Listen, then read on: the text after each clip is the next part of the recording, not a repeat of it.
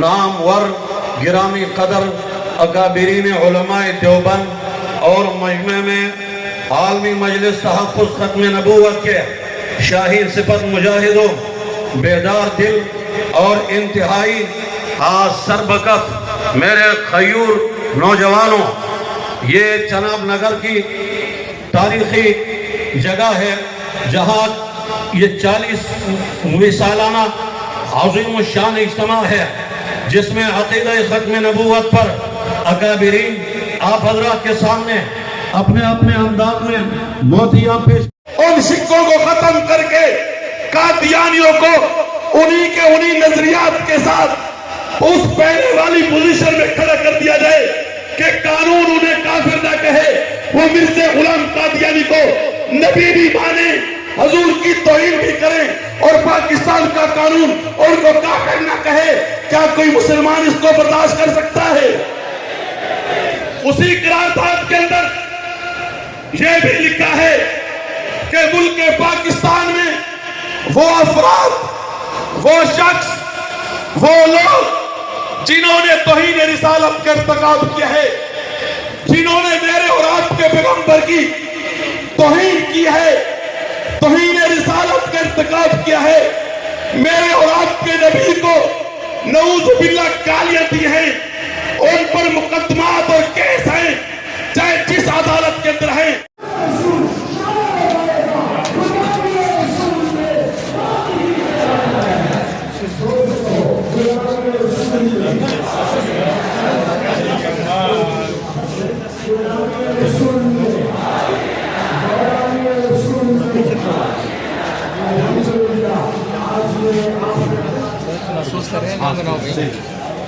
آپ کے لیے خود ایک سبق ہے،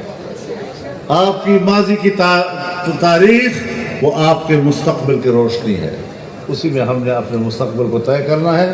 اللہ تعالی ہمارے دین کا حافظ اور محافظ ہو اور رب العزت ہمیں اس راستے میں خدمت کرنے کی۔ مدرسے کے حجرے میں پڑھانے والا مدرس نہ جانتا ہو، شاید کسی محراب میں محصور ایک مولوی صاحب نہ جانتا ہو،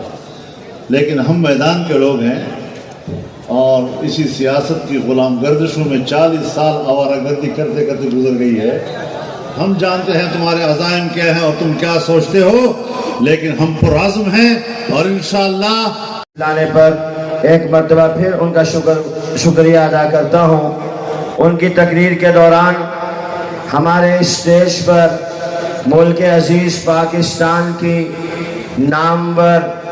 علمی روحانی شخصیات جنہوں نے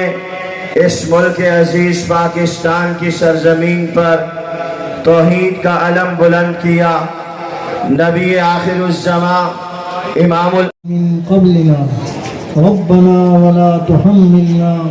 ما لا طاقة لنا به واعف عنا واغفر لنا وارحمنا أنت مولانا فانصرنا على القوم الكافرين اللهم اجعل التوفيق رفيقنا والصراط المستقيم طريقنا اللهم أوصلنا إلى مقاصدنا وتب علينا إنك أنت التواب الرحيم وأرنا الحق حقا وارزقنا اتباعه وأرنا الباطل باطلا وارزقنا اجتنابه اللهم لا تحرمنا خير ما عندك لشر ما عندنا یا ارحم الراحمین۔ طاہر بھائی ہماری بنا لینا۔ اللہم اغفر لنا قبل الموت وارحمنا عند الموت ولا تعذبنا بعد الموت ولا تحاسبنا يوم القيامة إنك على كل شيء قدير۔ اللہم استعملنا بسنة نبيك وحبيبك